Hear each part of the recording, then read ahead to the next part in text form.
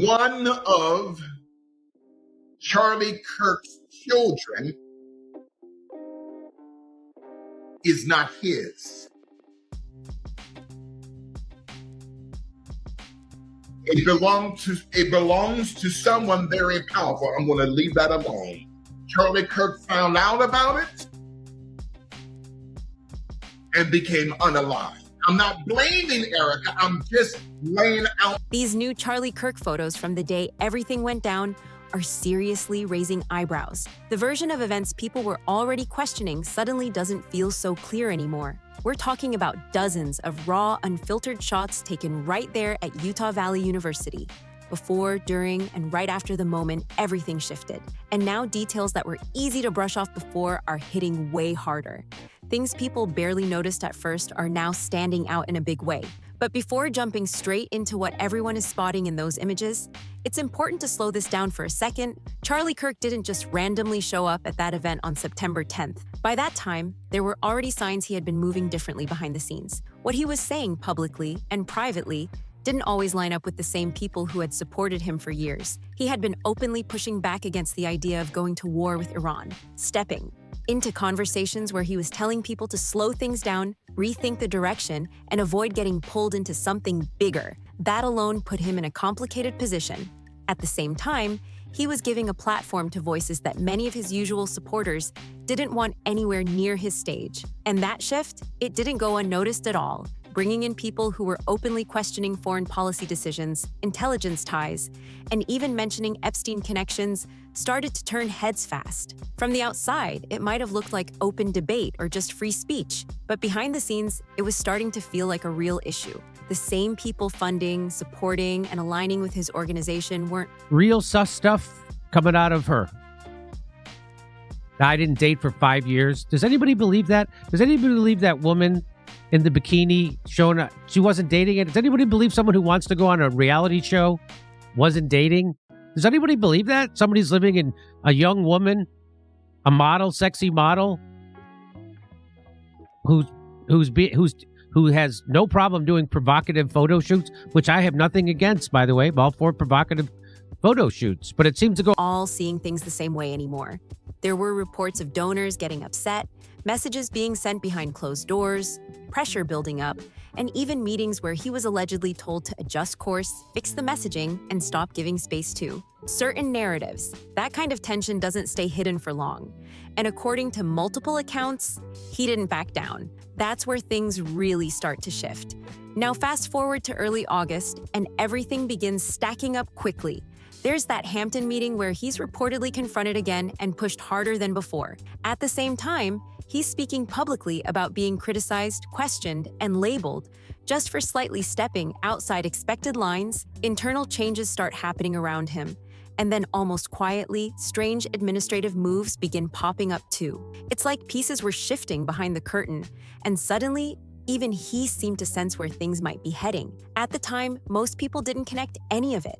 But now people are going back, lining up timelines, and looking at everything differently. Because once September 10th hits, everything speeds up fast. He shows up at Utah Valley University.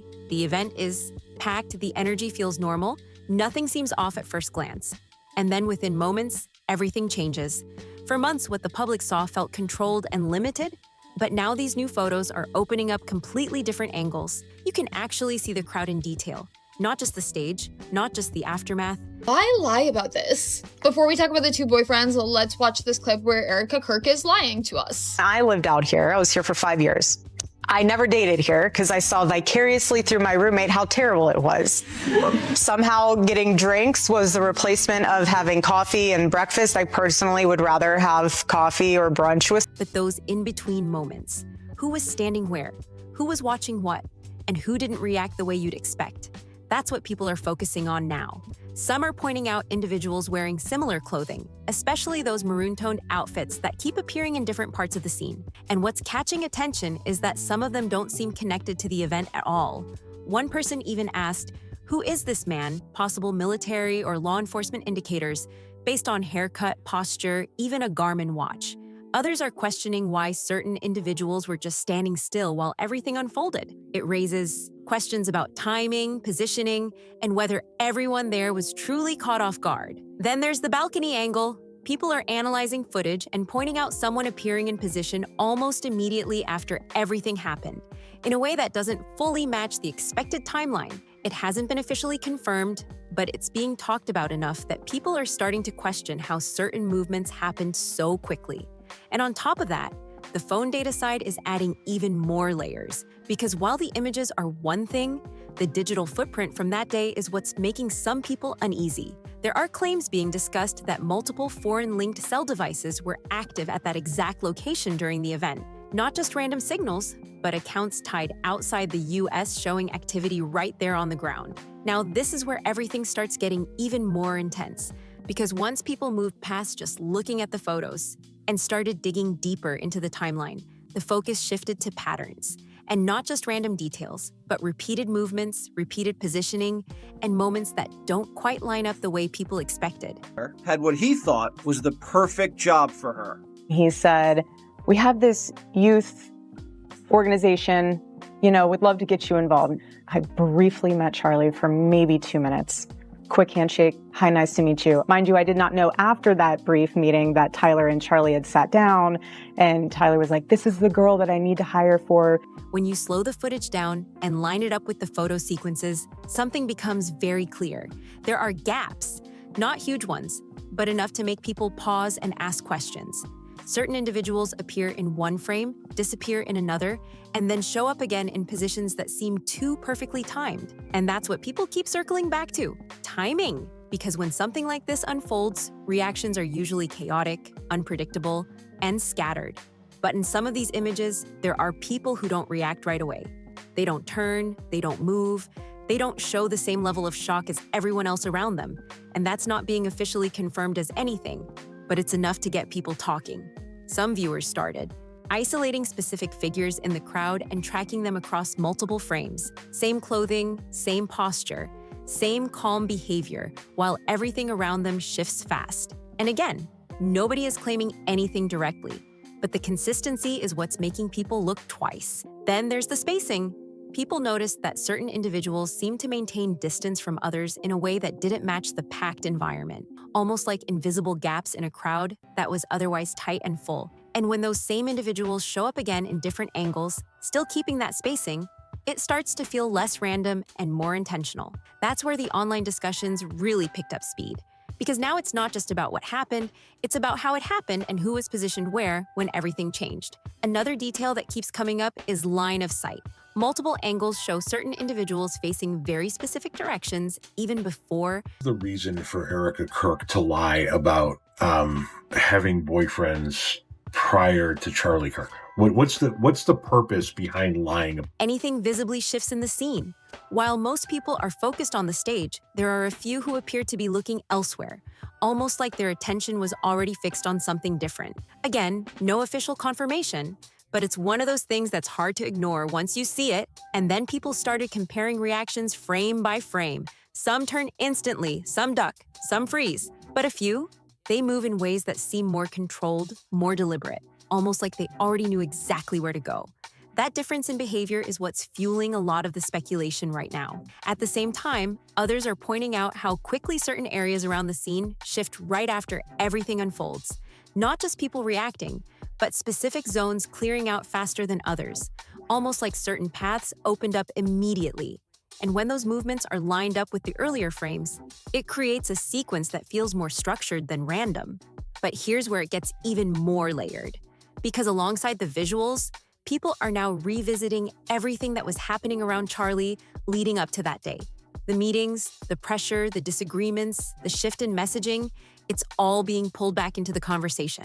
And when you place that context next to what people are seeing in these new images, it changes how everything is being interpreted. What once looked like isolated moments now feels connected. What once seemed like coincidence now feels like part of a bigger pattern. And that doesn't mean there's a clear answer, but it does mean people are asking way more questions than before. Another point that's getting attention is how quickly narratives formed right after the incident. Within hours, certain explanations were already being pushed, certain angles were being emphasized, and certain details were being downplayed. At the time, most people accepted that flow of information without digging. Too deep, But now, with new visuals and new discussions happening, those early narratives are being re-examined. I just feel more and more like heaviness in my soul because now I'm like, what is it that Charlie found out? What is it? What was so evil and diabolical that they had to take him out because they knew that he would tell the world? And now I'm wondering if it was her. Did Charlie find out that his whole life had been set up and staged and she was really there to... People are asking, were those early conclusions based on full information, or were they built on limited angles that didn't show the entire picture? And that question alone is keeping this conversation alive. Then there's the issue of access, because one of the biggest reasons these photos are causing such a reaction is that they weren't widely seen before. They show parts of the scene that weren't included in the initial coverage, and when new angles come out after the fact, especially ones that reveal more of the environment, it naturally leads people to revisit everything they thought they understood. It's not about jumping to conclusions. It's about realizing there might be more layers than originally presented. At the same time, there are also voices pushing back against the speculation. Some are saying that in chaotic situations, not everyone reacts the same way. Some freeze, some move late, some don't process what's happening immediately. And that's a fair point, because human behavior in high-stress moments isn't always predictable. But even with that perspective, the conversation doesn't slow down. Because people aren't just looking at one moment. They're looking at patterns across multiple images, multiple angles, and multiple timelines. And when those patterns repeat, it keeps the questions going. Then there's the digital side coming back into focus again. Because while visuals spark attention, data adds another layer. People are now asking how the movement of devices, signals, and activity lines up with the physical positions seen in the images. Does everything match perfectly? Are there overlaps? Are there gaps? Those are the kinds of questions that are starting to build. And while none of it has been officially confirmed in a way that answers everything, the combination of visuals and data is what's making this situation feel bigger than it did before. At this point, it's not just about one moment captured on camera. It's about the lead-up, the environment, the reactions, and everything that followed. All of it is being looked at again, piece by piece. And the more people go back through it, the more they realize that what seemed straightforward at first might not have been as simple as it looked. That's why this situation hasn't faded away. Because every time a new angle, a new detail, or a new observation comes up, it adds another layer to a story that people thought they already understood. And right now, those layers are still being uncovered. And just when investigators were reportedly getting closer to that angle, everything suddenly slowed down in a way that people can't ignore. One moment, there's momentum, questions being asked, directions being explored, and then just like that, it shifts. They're pulled off, redirected, and the energy around that specific path just fades out. And that's exactly what keeps raising eyebrows. Because if there was nothing there, then why stop people from checking? Why interrupt that process right when things were starting to move forward? That single question keeps looping back into the conversation, and it's not going away anytime soon. The more people revisit this timeline, the more it feels like something doesn't fully settle. Instead of clarity, each new detail seems to open up even more layers. And those layers, they're stacking fast. Because what started as a single moment is now turning into a much wider breakdown of everything surrounding it. The lead-up, the reactions, the follow-ups, and the parts that didn't get as much attention early on. These photos, they're just the beginning. They've triggered a wave of re-examination that's pulling in voices, perspectives, and questions that weren't part of the original conversation. And now, even bigger names are stepping into the discussion. Joe Kent, a former director at the National Counterterrorism Center, has publicly raised concerns about how this situation was handled. He's pointed to what he sees as gaps, inconsistencies, and areas that deserve more clarity. That kind of statement doesn't just sit quietly. It adds weight to the idea that there may be more to understand here than what was initially presented. And once that kind of perspective enters the conversation, people start looking at everything differently. Because now it's not just random online discussion. It's being taken more seriously across different circles. Then there's the memorial moment, which many expected to be a space of reflection and unity. But even that raised new questions. Tucker Carlson, someone who had a close relationship with Charlie, made a comment during that moment that didn't land the way people thought it would. Instead of bringing clarity or comfort, it left viewers pausing, replaying, and trying to understand the tone. And when moments like that get added to everything else, it shifts how people process the entire situation. Because now it's not just about what happened, it's about how people responded, what was said, and how those moments fit into the bigger picture. That's where things start to feel different. Because once you step back and look at all of it together, the timeline, the photos, the reactions, the pauses, the statements, it stops feeling like a single event. It starts to feel like a chain of moments that may be more connected than they first appeared. And that's exactly why people aren't letting this go. They're going back through everything, every frame, every clip, every statement, every detail. They're asking, what did we miss the first time? What didn't stand out before but now feels important? What pieces were sitting in plain sight but never fully connected? Because sometimes it's not about new information. It's about seeing the same information in a completely different way. And that shift in perspective is powerful. It turns overlooked details into key moments. It turns background elements into focal points. It turns quiet reactions into something people want to understand more deeply. And right now, that's exactly what's happening. People are connecting dots that didn't seem related before. They're aligning timelines that once felt separate. They're questioning how certain things unfolded the way they did. And even without official answers to everything, the conversation keeps growing. Because the more connections people make, the more complex the story becomes. And complexity keeps attention. It keeps people watching, analyzing, and waiting for the next piece to drop. Another layer that's adding to this is the idea of what might still be sitting out there. Because if these photos, just these images alone, were enough to shift how people see everything, then what else could still be out there that hasn't been fully looked at yet? More footage? More angles? More data? That possibility alone is keeping people locked in. Because now it's not just about what we've seen, it's about what we haven't seen yet. And that creates a sense that the story isn't finished. It's still unfolding. It's still evolving. It's still being pieced together in real time. And that's why every new detail matters. Every new angle matters. Every new observation matters. Because any one of those could change how everything is understood. At the same time, there are also voices reminding people to stay grounded, to avoid jumping to conclusions too quickly, to recognize that not every unusual detail has a deeper meaning.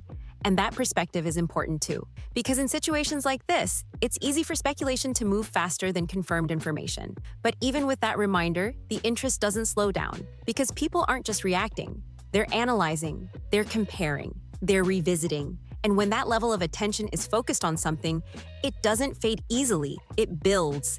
And right now, that build is still happening, because the more people look, the more they realize that this situation might not be as simple as it first seemed, that the timeline might have more layers, that the reactions might have more context, that the details might carry more weight, and that realization is what's keeping this conversation alive. So now the focus shifts forward.